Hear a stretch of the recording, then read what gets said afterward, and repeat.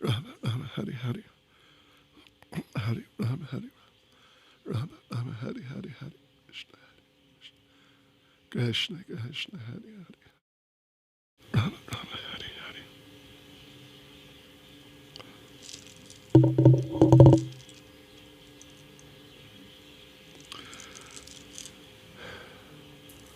Shri Krishna Chaitanya Prabhu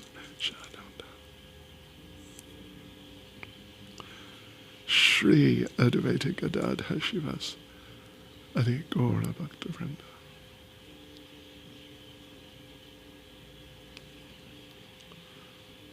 Rama Rama Hari Rama Rama Hari Hari Krishna Hari Krishna Krishna Hari Hari Rama Hari Rama Rama Hari Hari.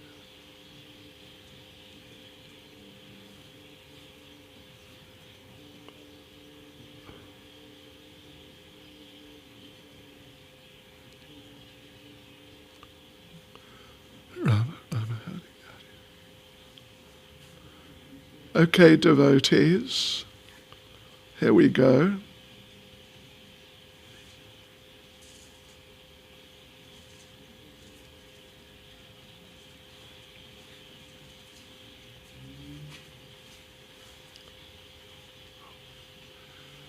So we are in the 6th chapter now of the 1st canto.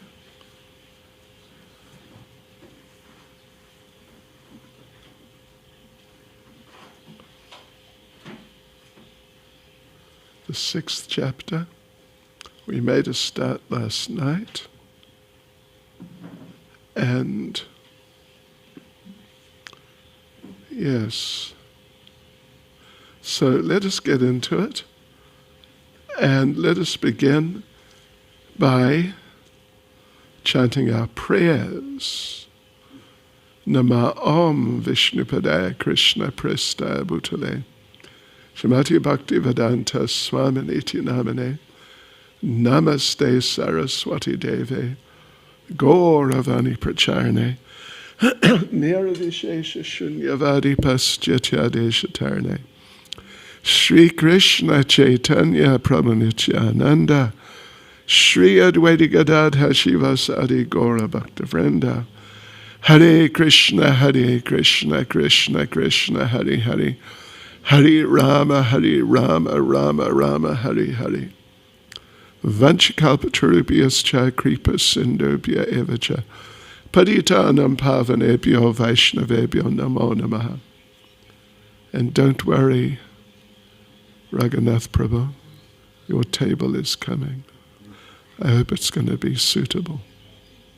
We're going to get him a table. Small, one-person table. All right.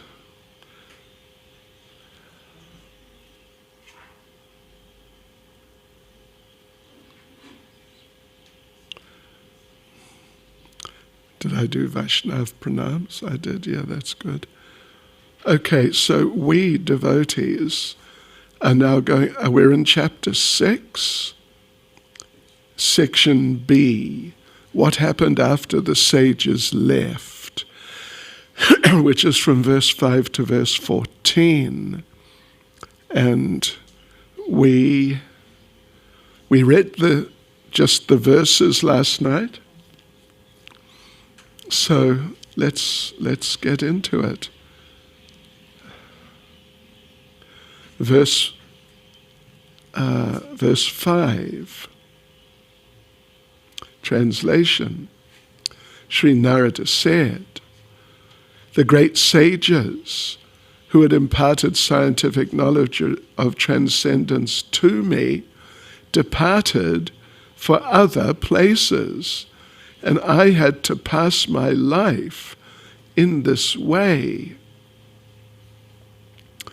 So, right, there's just a pretty short purport here that Narada was, Prabhupada says, impregnated with spiritual knowledge like deeply injected sort of really, it really penetrated deep into him by the grace of those great sages. And as a result, he changed. And Prabhupada makes the point, and it's such an important point. This is an important symptom visible after initiation by the bona fide spiritual master. There should be change. Well, really, there must be change, actually. You don't want to remain the same old materialistic person, confused and, still desiring so many material things. If the initiation is valid, if the connection with the spiritual master has some depth to it in terms of being instructed and like that, and if the disciple is sincere, then change will be visible. And as Prabhupada says at the end of the little purport, how it so acted upon the previous life of Sri Narada Muni is described by and by in this chapter. And again, we emphasize the essential point that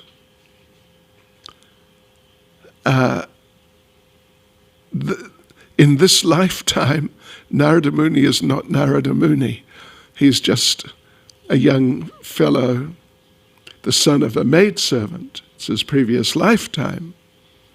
So it's not like it's Narada Muni as a child, and he grows up and becomes an advanced devotee, and then he becomes Narada Muni later on in his adulthood in the same life. No, we're talking of two completely different lifetimes. And this one he's talking about, when he's the son of the maidservant, is the last generation of humans at the end of that day of Brahma. And when he appears in his next life as the actual Narada Muni by the arrangement of the Supreme Lord, it is the next day of Brahma. So it's really, it's quite a situation in that sense. So, okay, on we go to verse 6, which has no purport. So we'll read verse 6 and we'll just go straight into verse 7. I was the only son of my mother, who was not only a simple woman, but a maidservant as well. Since I was her only offspring, she had no other alternative for protection. She bound me with the tie of affection. And verse 7, which also has no purport. And then, devotees, verse 8 also has no purport. So, such is life. So anyway, we'll just carry on. She wanted to look after my maintenance properly, but because she was not independent, she was not able to do anything for me. The world is under the full control of the Supreme Lord. Therefore, everyone is like a wooden doll in the hands of a puppet master. And verse 8. When I was a mere child of 5 years, I lived in a Brahmin school. I was dependent on my mother's affection and had no experience of different lands. And verse 9, which does have a purport. Verse 9, once upon a time, my poor mother, when going out one night to milk a cow, was bitten on the leg by a serpent, influenced by supreme time. And you know what I just read today in one purport in, it's either chapter 13 or 14, Prabhupada talks about a cobra bite. The verse is talking about the snake of time. And Prabhupada talks about the cobra. And Prabhupada says, if a cobra bites you, you will die. Basically. I mean, not just basically. He says that quite explicitly.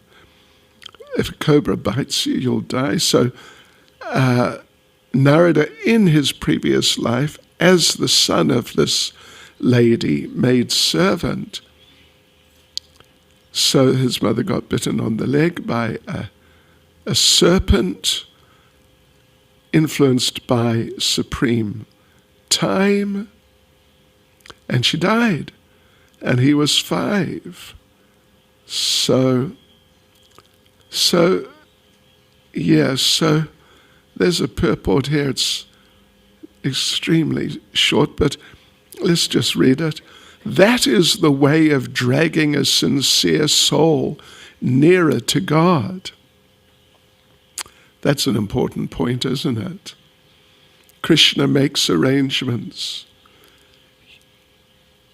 You might have had such an arrangement made to you.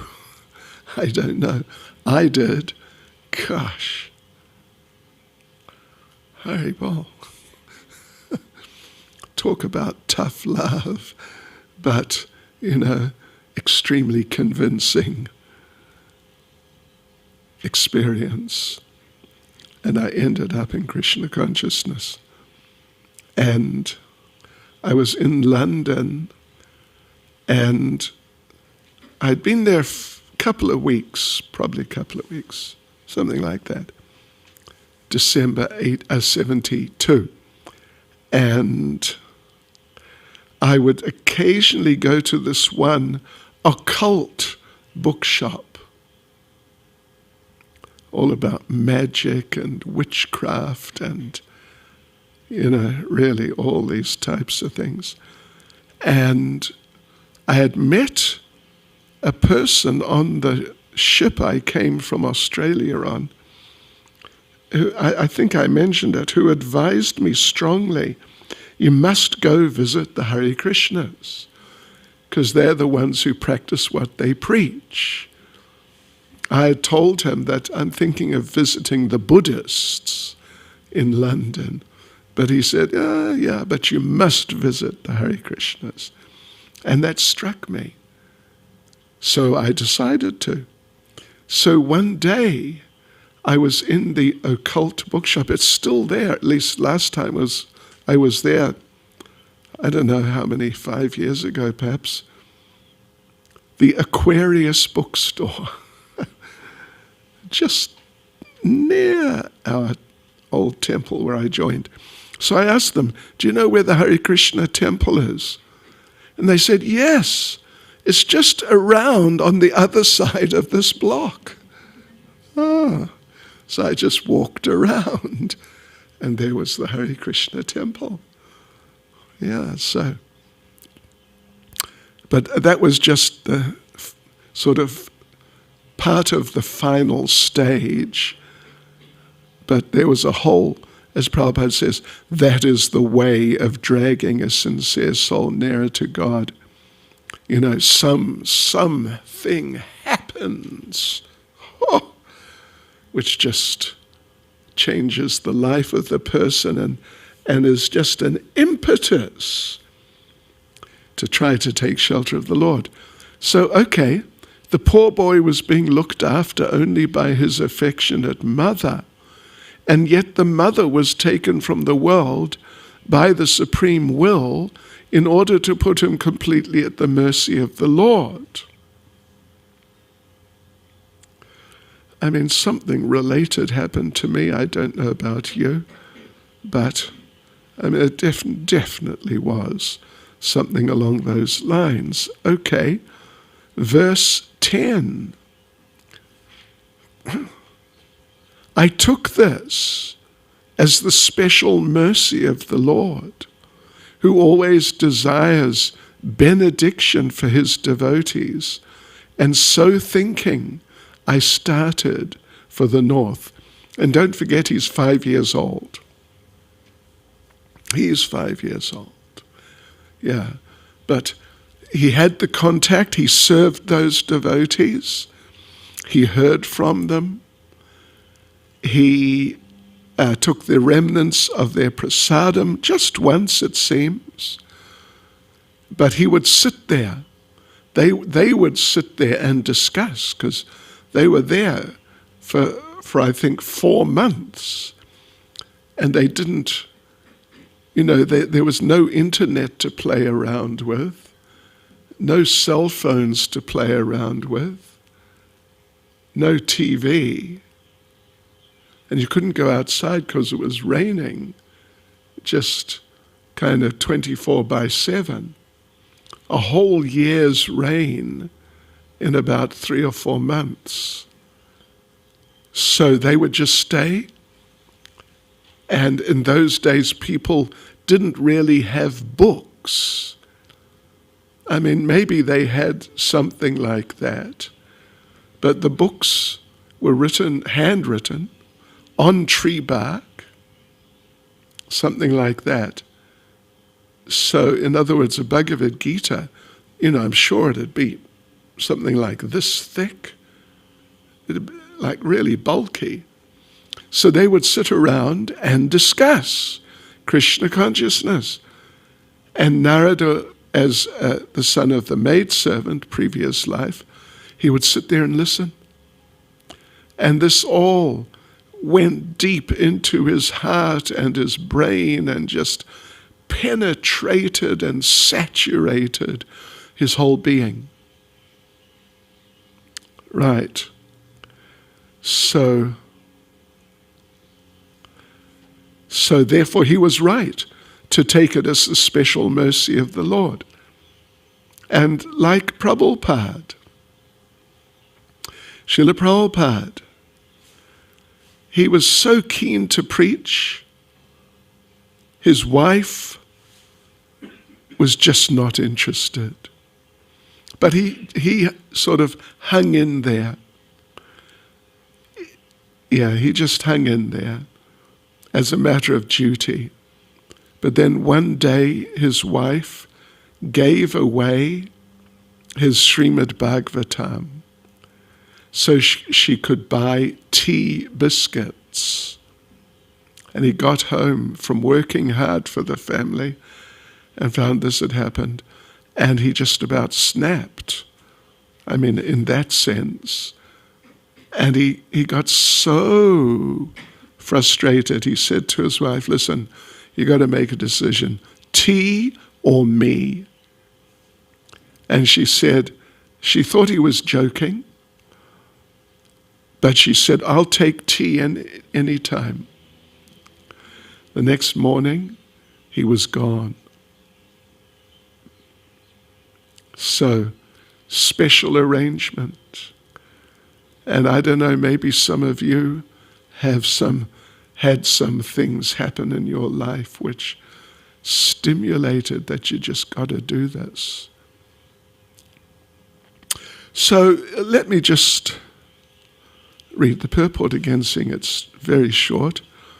Confidential devotees of the Lord see in every step a benedictory direction of the Lord. They're sort of hearing Krishna's voice all the time, if not literally, but different signs, seeing different signs, and getting different indications from the Lord, benedictory directions. What is considered to be an odd or difficult moment in the mundane sense is accepted as special mercy of the Lord. Mundane prosperity is a kind of material fever, and by the grace of the Lord, the temperature of this material fever is gradually diminished, and spiritual health is obtained step by step. Mundane people misunderstand it. Yes. So what is considered to be an odd, some strange happening or difficult happening in the mundane sense is accepted as special mercy of the Lord. Really is. Even though it may hurt at the time, hurt you as you understand yourself. But actually it's mercy. And later you'll be able to look back on it like that. So mundane prosperity, Prabhupada says, is a kind of fever, of material fever.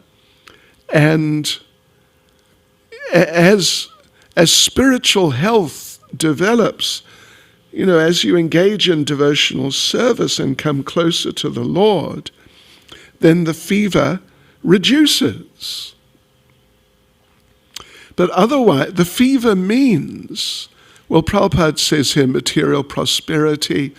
Elsewhere, Prabhupada says, like wanting to work hard and accumulate and enjoy, go for it. This is like a fever, the material fever. And Prabhupada tells the story of one rich woman in Calcutta who had a very poor servant girl.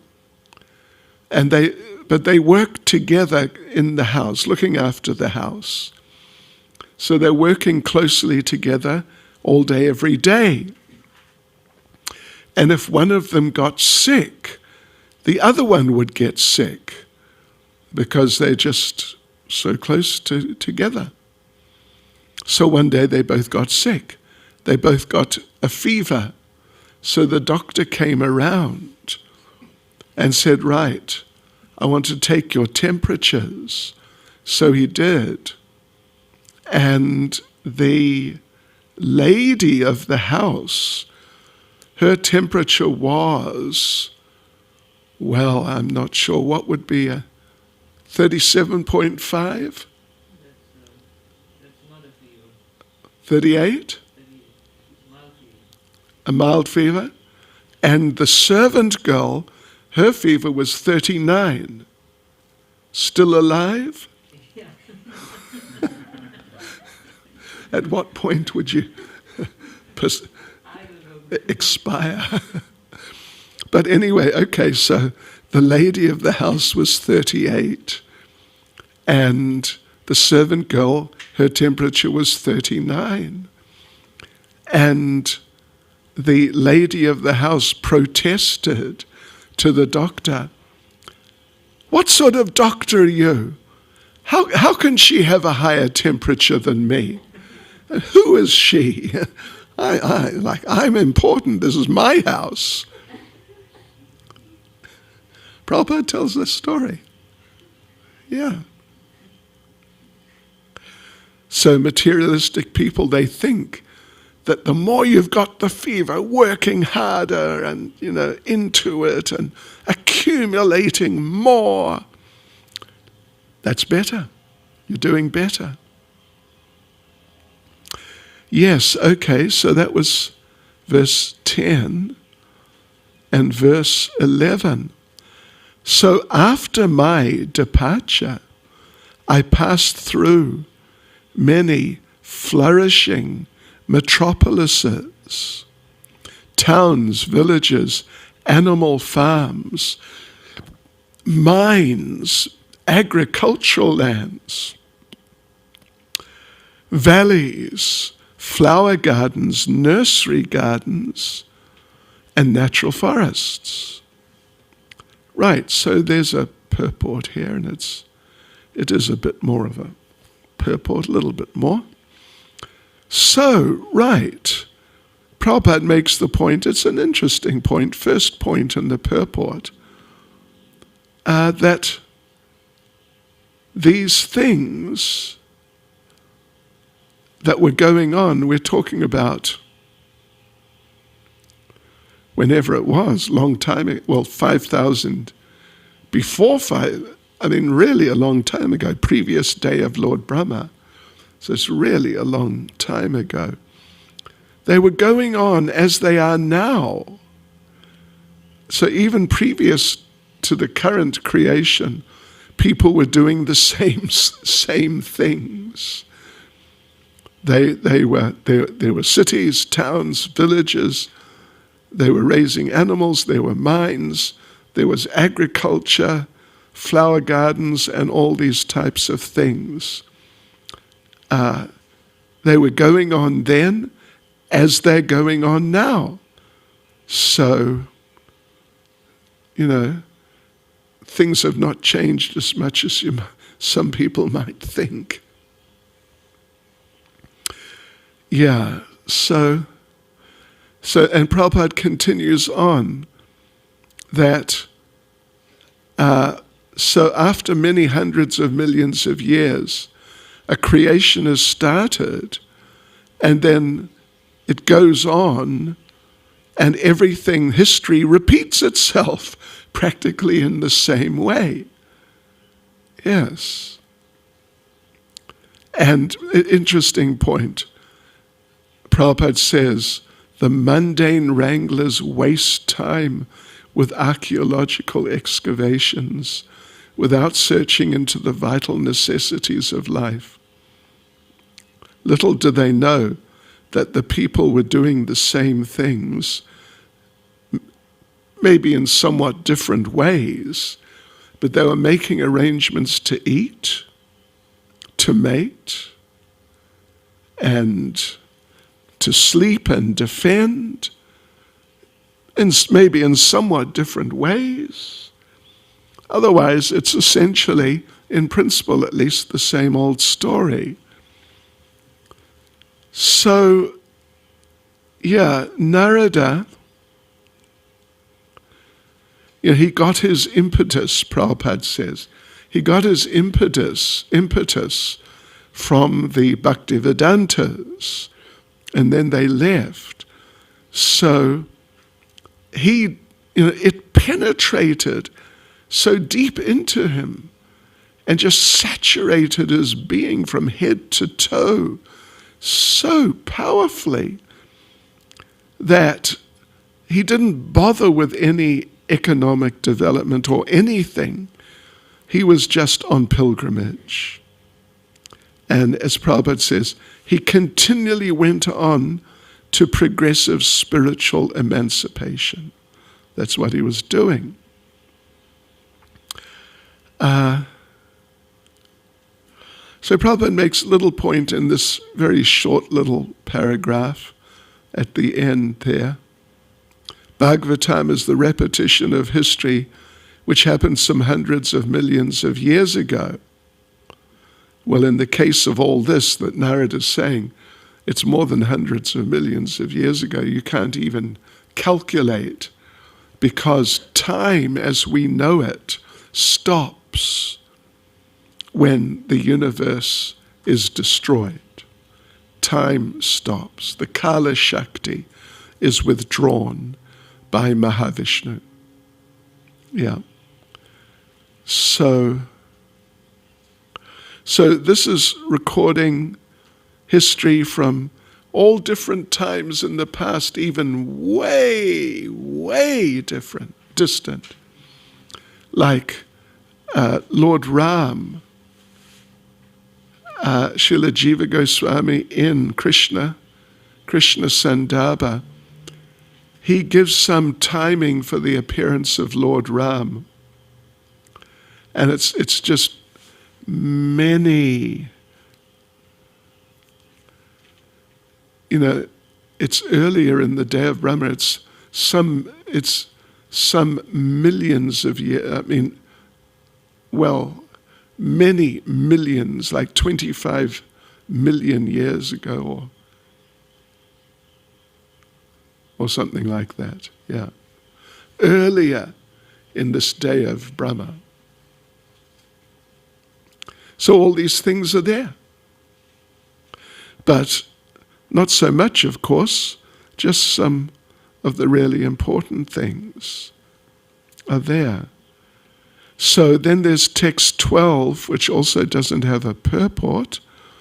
I passed through hills and mountains full of reservoirs of various minerals like gold, silver, and copper, and through tracts of land with reservoirs of water filled with beautiful lotus flowers, fit for the denizens of heaven, decorated with bewildered bees and singing birds. No purport.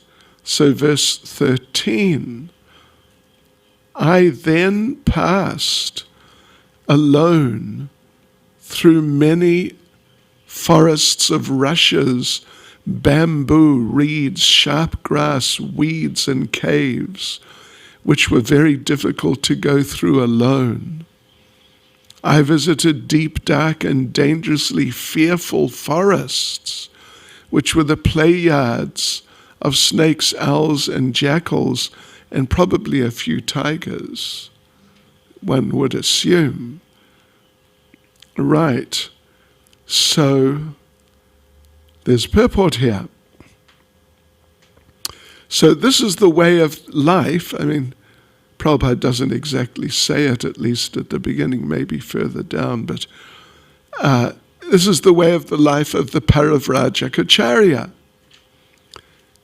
It's the duty of the mendicant, and Narada in his previous life is definitely, that's what he is, even though he's still just a child. So of the Parivrajacacharya, which means, it basically means the traveling acharya. The traveling acharya. So traveling preacher.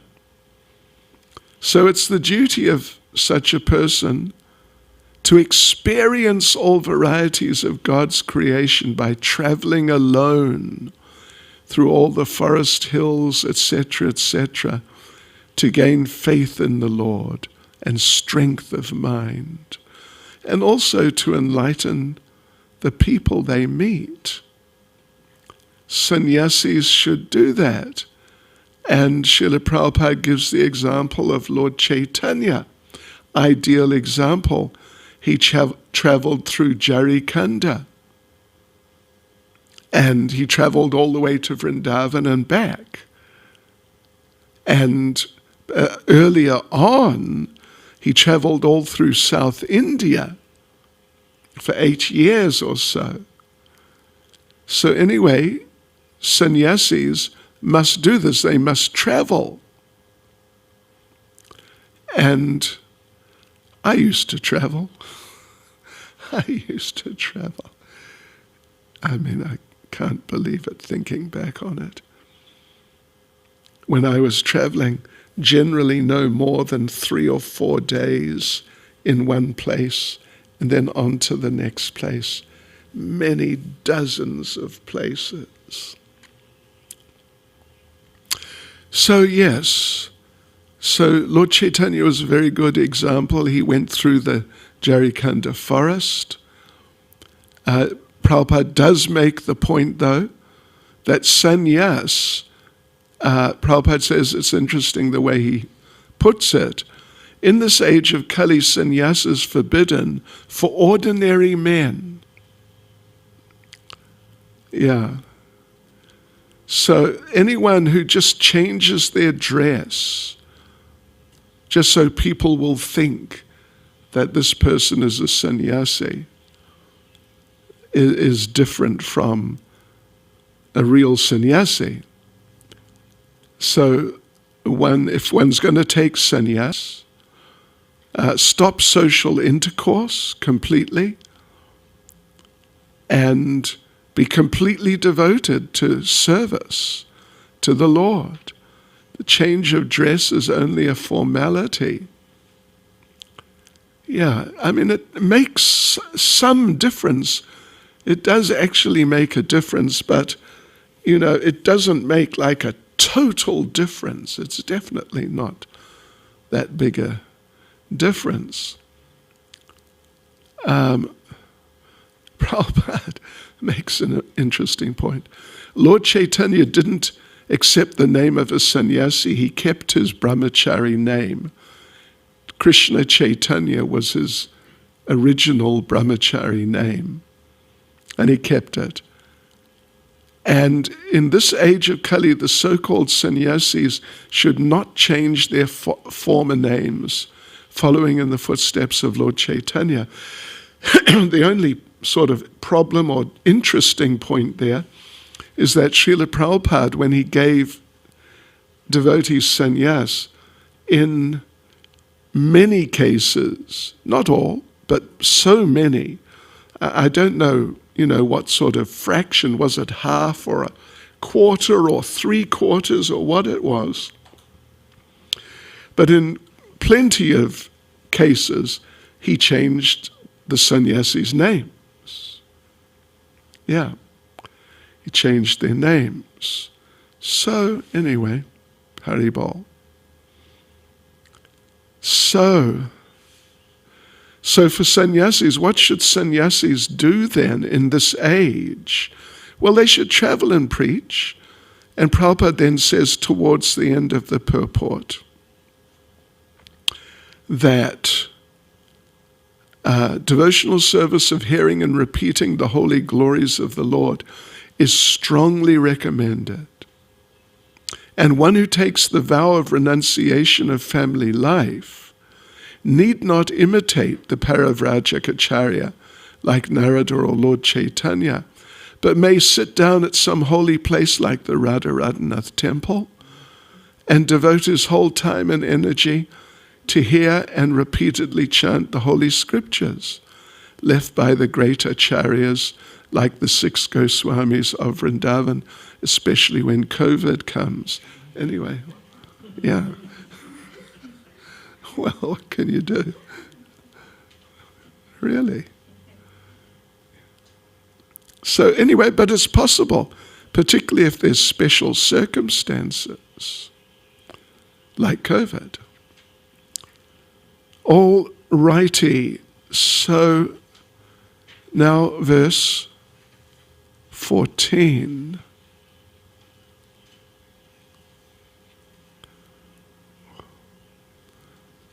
Yeah. Okay, verse 14. Oops. Sorry. Thus traveling, I felt tired, both bodily and mentally, and I was both thirsty and hungry. So I took a bath in a river lake and also drank water. By contacting water, I got relief from my exhaustion. And Prabhupada makes the point in this very short purport here that a traveling mendicant can get everything, whatever he needs, just from nature, without having to beg from the householders. So the mendicant, the idea is that the mendicant or sannyasi doesn't go to a householder's house to beg, but to enlighten the householder. And that's with ISKCON. That is so much the situation, actually. Okay, devotees, so we move on to section C. Narada, section C we've titled, Narada has darshan, or he has darshan of the Lord. And this section is from verse 15 to verse 26. And it's all about Narada having this amazing darshan of the Supreme Personality of Godhead, even as a young boy just wandering around on his own through the forests and wherever. So let us, devotees, read through this section, just the translations, and just get a sense of the flow of the discussion. So after that, after taking bath in the river and drinking the river water, and I can tell you one thing that Srila Prabhupada said, is that if you're feeling tired, if you just wash your legs from the knees down, you'll feel refreshed. There you go. Prabhupada said that. Yeah. I came across it in Prabhupada's books on computer, the folio. You just wash your legs from the knees down and you'll feel refreshed throughout. All right.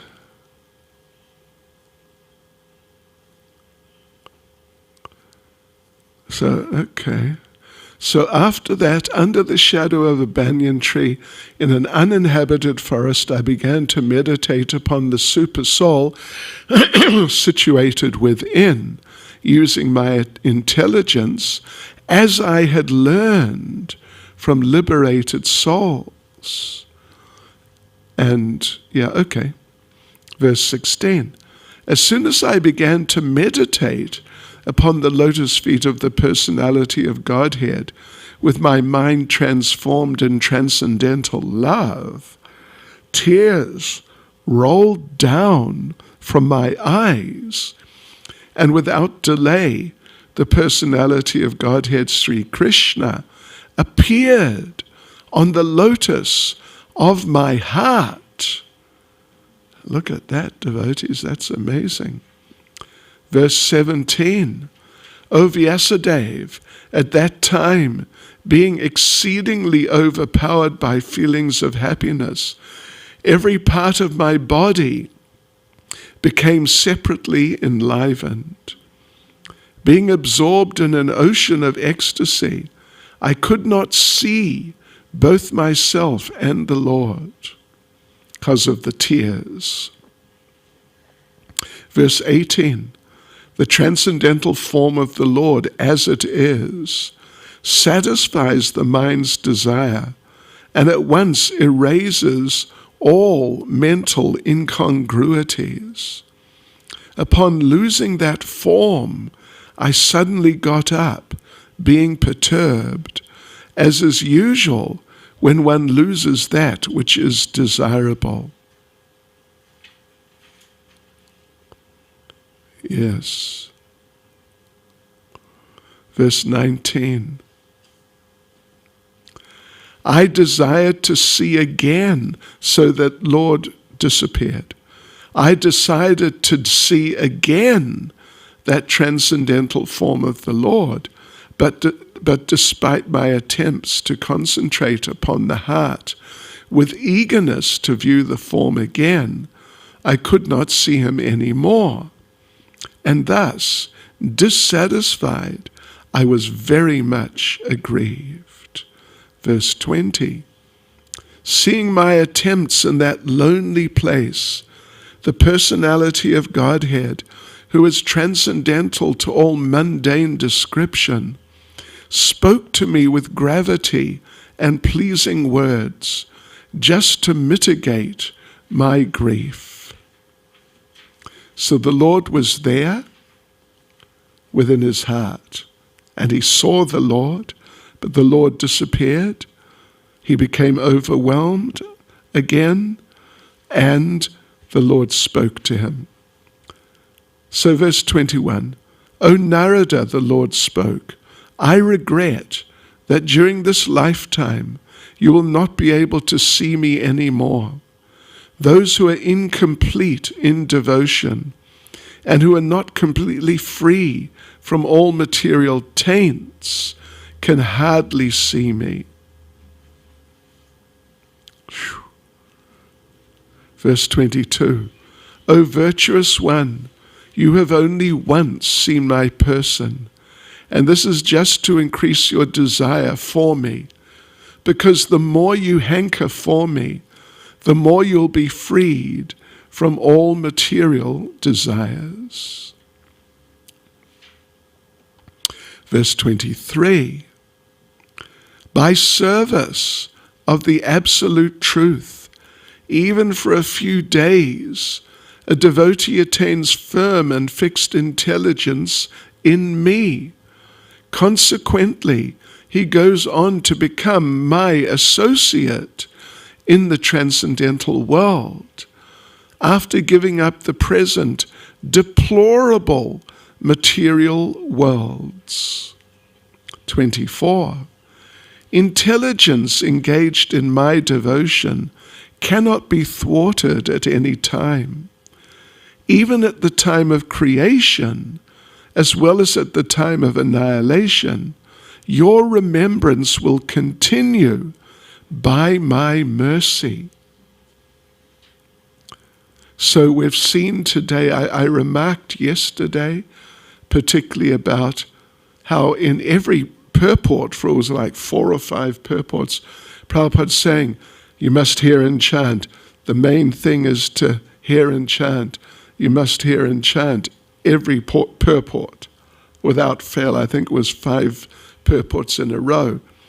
So he's also said it in among the different verses we have read today, but here he also refers to Krishna's mercy. It's not just that we work hard and that's the basis of any progress we might make. The basis is Krishna's mercy, which of course he gives when we work hard for him, when we really get into it. Yeah. The mercy can come in different ways, including some difficulty. Yeah, it's possible.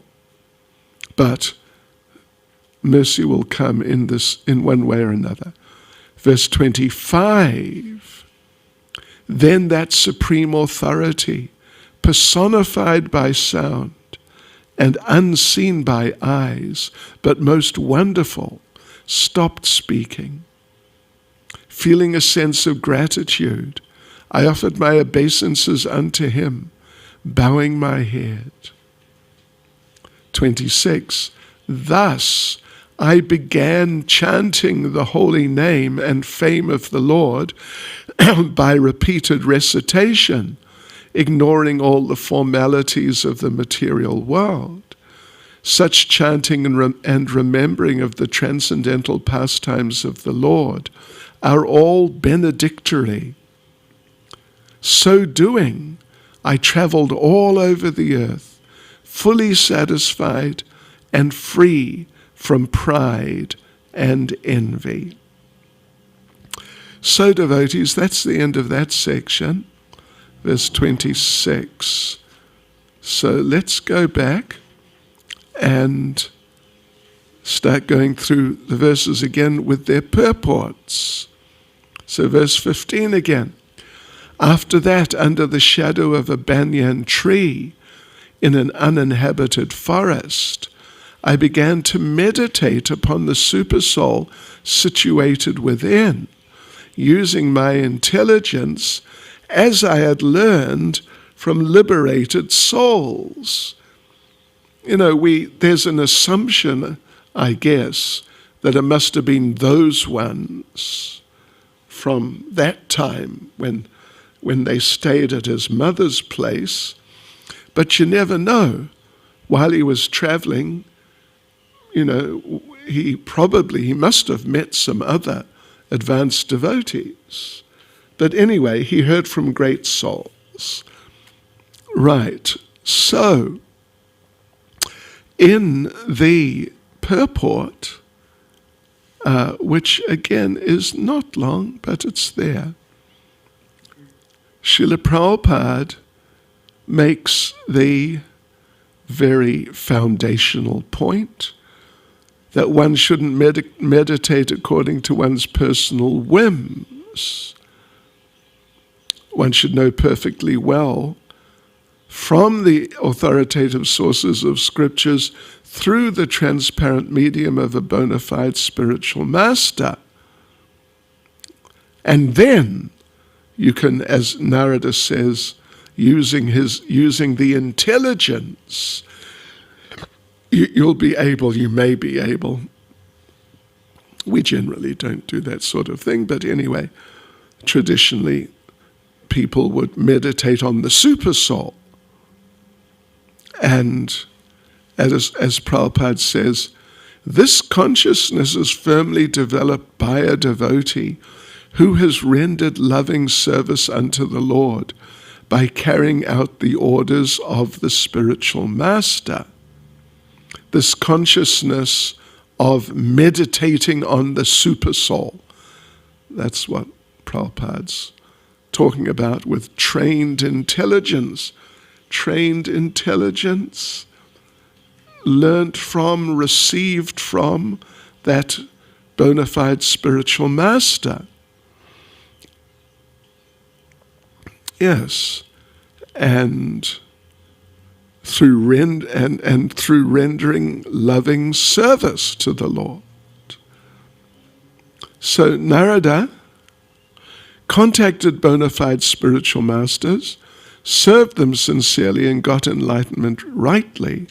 Thus he began to meditate. That would tend to indicate it was those Bhaktivedantas. And then verse 16. As soon as I began to meditate upon the lotus feet of the personality of Godhead, with my mind transformed in transcendental love, tears rolled down from my eyes, and without delay, the personality of Godhead Sri Krishna appeared on the lotus of my heart. You know, I could just mention about this particular statement, the last little bit from this purport. The Lord appeared on the lotus of his heart. How this is depicted in the books, in Srimad Bhagavatam, depicted, I mean, the paintings, is that Narada is sitting under a tree, his back to some banyan tree or some big tree, and the Lord is standing in front, a little way in front. You seen that picture? Yeah, it's there. The Lord standing, 5 meters away or 6 or 7 meters. But here it says, the Lord appeared on the lotus of his heart. I mean, it could mean the same thing, actually. It's quite possible. So, right, in the purport, there's a couple of paragraphs, and Prabhupada, first of all, in the first paragraph, talks about bhava.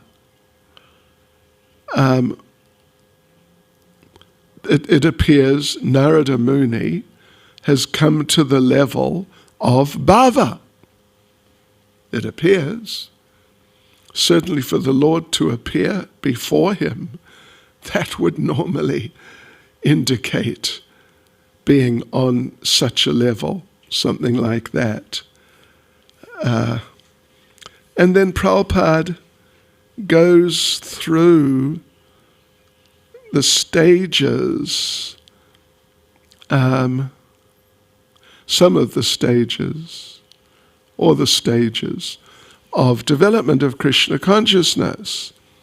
It starts with the initial stage is Shraddha, a liking for the Supreme Lord. Normally we translate Shraddha as faith.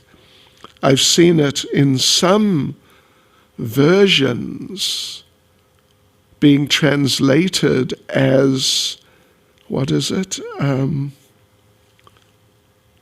like respect. Something like respect. Yeah. It's something like that, respect or appreciation. And here Prabhupada calls it a liking for the Supreme Lord. Then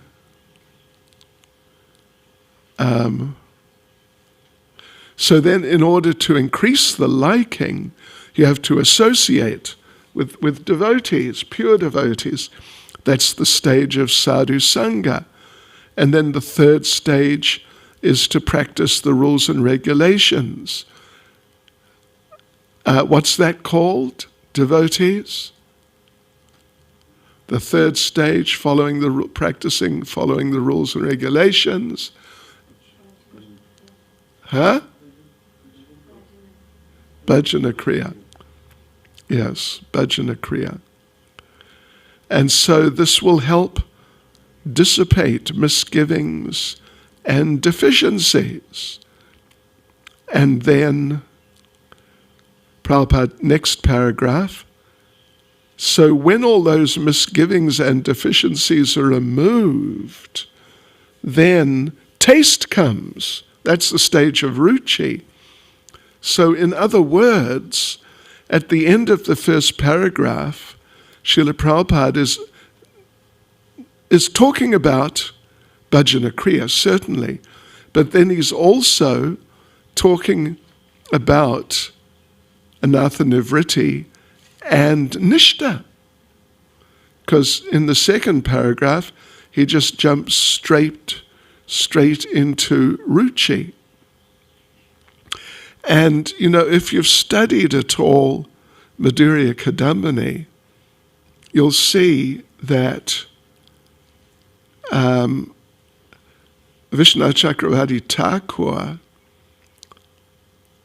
to some degree, includes Anartha Nivritti and Nishta under Bhajana Kriya.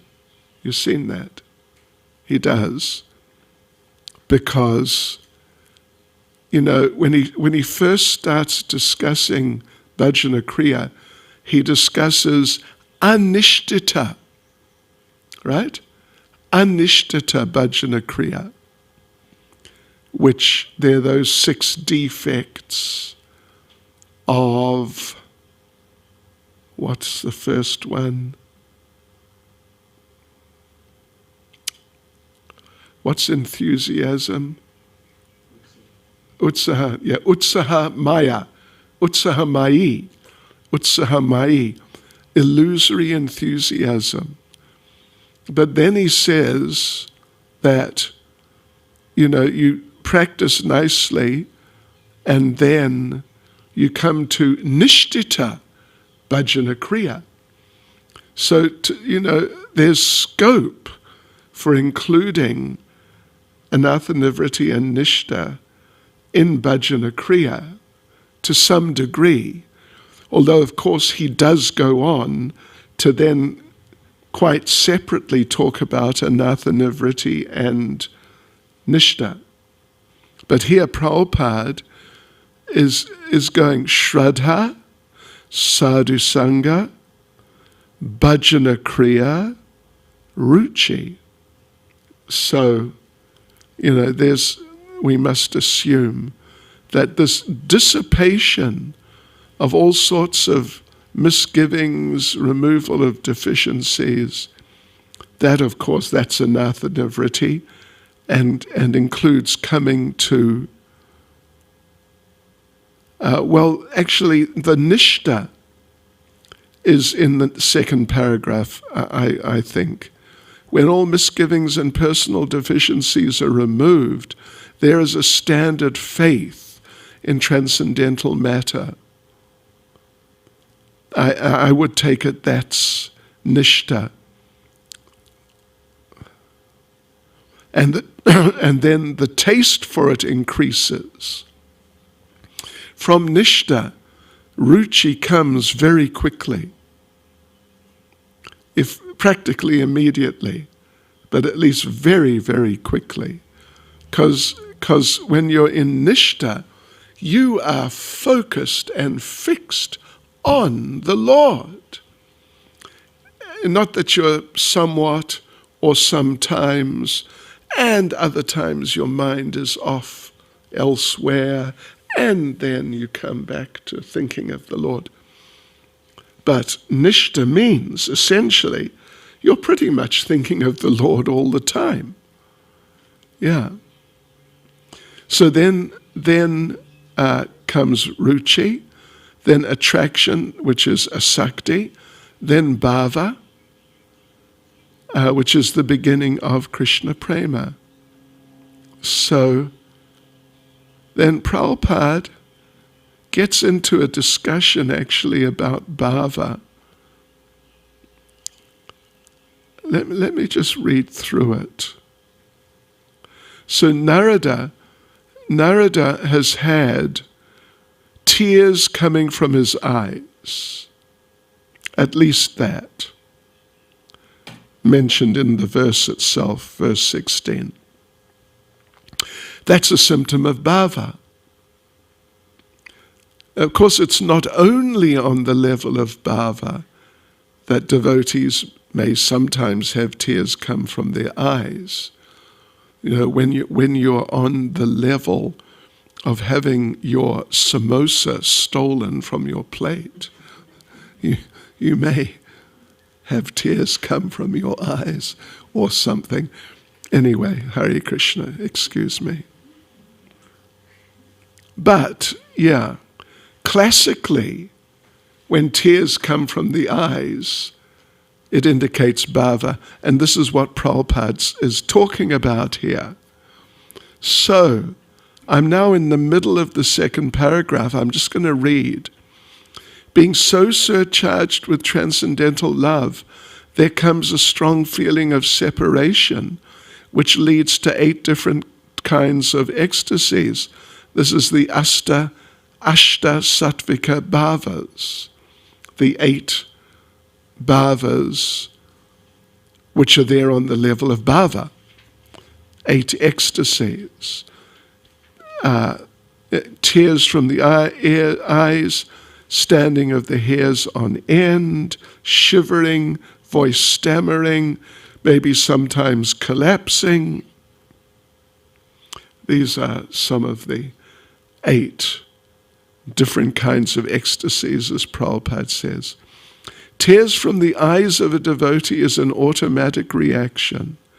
And because Sri Narada Muni in his previous birth attained that stage very quickly after his departure from home, it was quite possible for him to perceive the actual presence of the Lord, which he tangibly experienced by his developed spiritual senses without material tinge.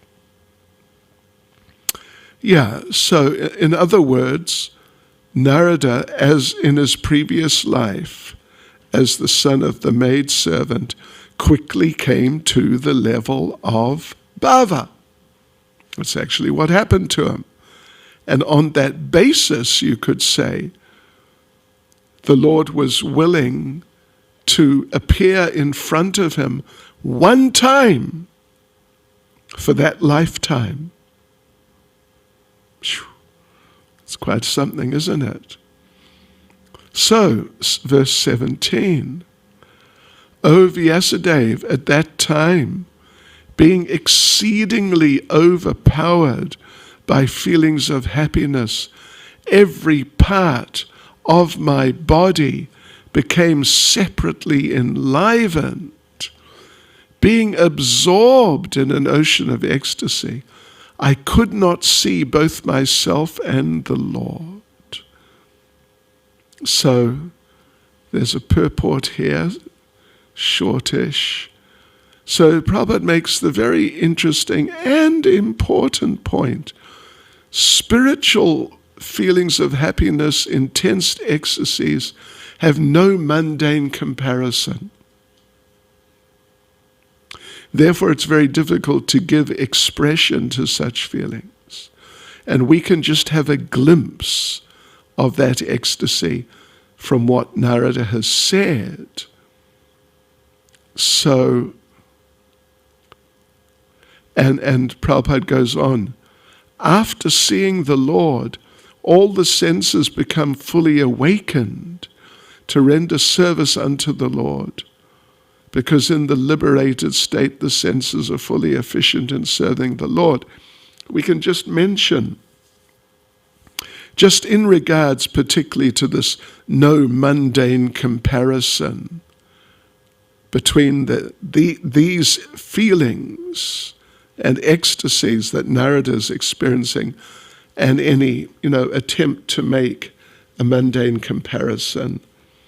On the level of bhava, if you've studied Nectar of Devotion, you would know that one of the prime factors of the whole experience of bhava, of just being on the level of bhava, is that the internal potency of the Lord descends and enters your heart and your being.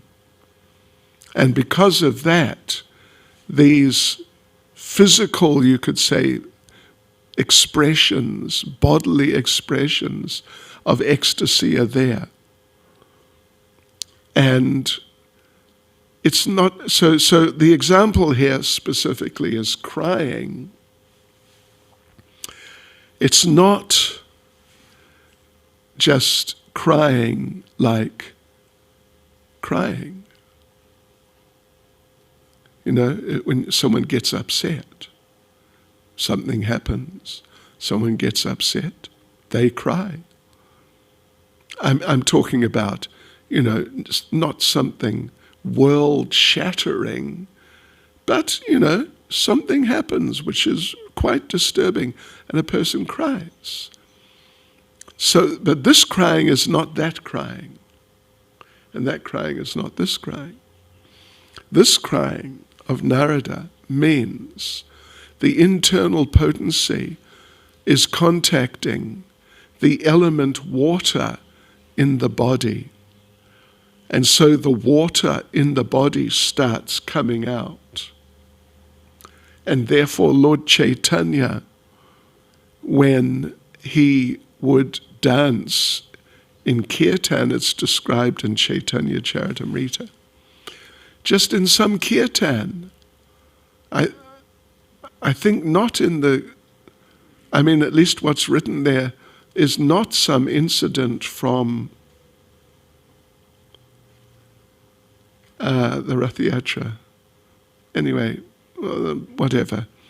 But Lord Chaitanya's chanting in kirtan, surrounded by the devotees, and suddenly tears come out of his eyes like water from a syringe. And all the people standing around, and they weren't standing around like here, really standing around. The people standing around in some sort of, a little substantial circle, because when he danced, sometimes he would spin, and if you didn't watch out, you'd get hit really hard. And sometimes he'd crash to the ground, and sometimes he might, if you're too close, he'd crash on top of you, and that would really be a crash. But when his tears came out, the whole crowd standing around him became saturated with water. They became saturated.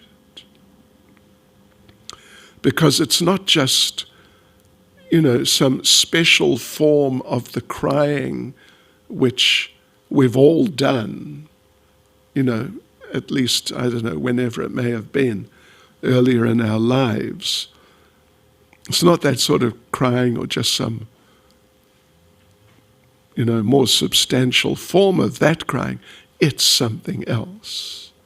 It's really something else. Because the internal potency has descended into the heart of the devotee.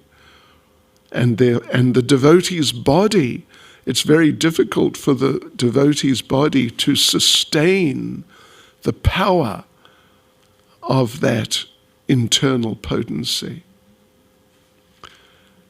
So, okay. So this being so, Narada Muni lost himself in seeing both himself and the Lord simultaneously, right? So verse 18 looks like this will be as far as we go for the day. Let's see, I'm sure it will be. Okay, so verse 18. The transcendental form of the Lord as it is, satisfies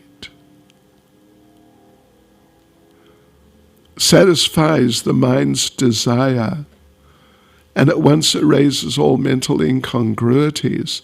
Upon losing that form, I suddenly got up, being perturbed, as is usual when one loses that which is desirable. So anyway, in the previous verse, he does actually say that he couldn't see both himself and the Lord.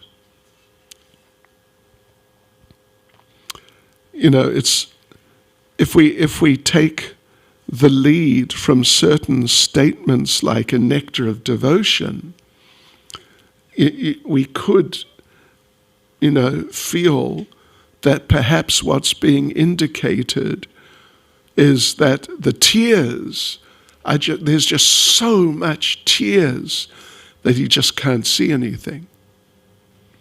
And the description there, if you remember, from Nectar of Devotion, in this specific regard at least, is of Daruka, the chariot driver of Lord Krishna, that he would fan the Lord. He was the chariot driver, but when they were back home, he would serve the Lord in the palace too. And his service in the palace was he would fan the Lord, regularly fan the Lord. But what would happen sometimes is that he would be fanning the Lord and he'd be in such ecstasy like Narada, or more ecstasy, I would imagine. So much ecstasy, tears would just be pouring from his eyes constantly. And so he couldn't see anything, but he'd just carry on fanning. In the meantime, Krishna would sometimes get up and move somewhere else. But Daruka's still fanning in the same place. But he doesn't know because he can't see. And then somehow or other he would become able to see, or maybe someone tapped him on the back and said, "Hey, over here." But one way or another, Daruka understood, oh, my Lord has moved, and he would go over there. So Nectar of Devotion says that he strongly condemned himself, chastised himself for his tears, which would sometimes interfere with his service in certain ways. Right, so now, okay, anyway, verse 18. There are two paragraphs of purport, and Prabhupada begins the purport by talking about how the Lord is not formless. Narada experienced that. The Lord's not formless, but his form is different from material forms. And during your life in this world, you see so many material forms, but none of them satisfy the mind or vanish all perturbance of the mind, any sort of anxiety in the mind. So the transcendental form of the Lord, that when you've seen that form, you're not satisfied with anything else. No material form in this world will satisfy you.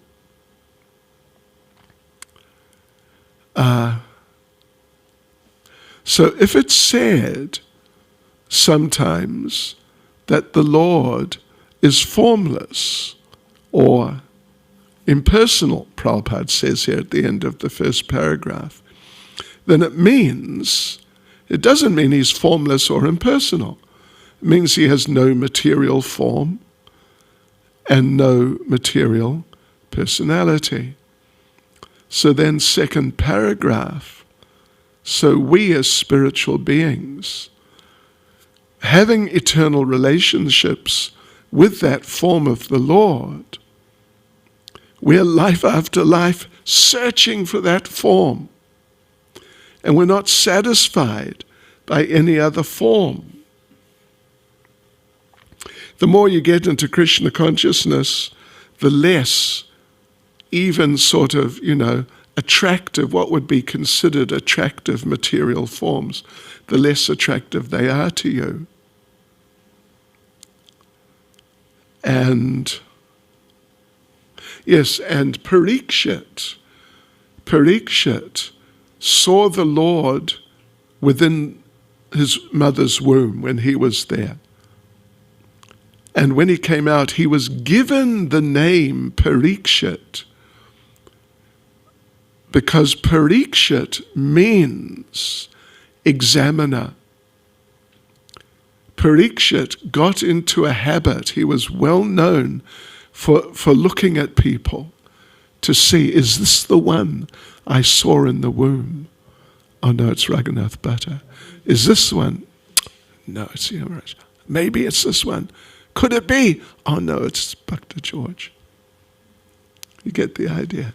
He would regularly examine people, trying to find, where is that person? Right, so Prabhupada concludes the purport. So anyway, Narada got a glimpse, and he had not seen before, of course, but he got a glimpse briefly. But it had such an impact, that he became, when the form disappeared, he became perturbed and stood up all of a sudden. Where is he? What we desire life after life was obtained by Narada Muni, and losing sight of him again was certainly a great shock for him. Hare Krishna. Srila Prabhupada ki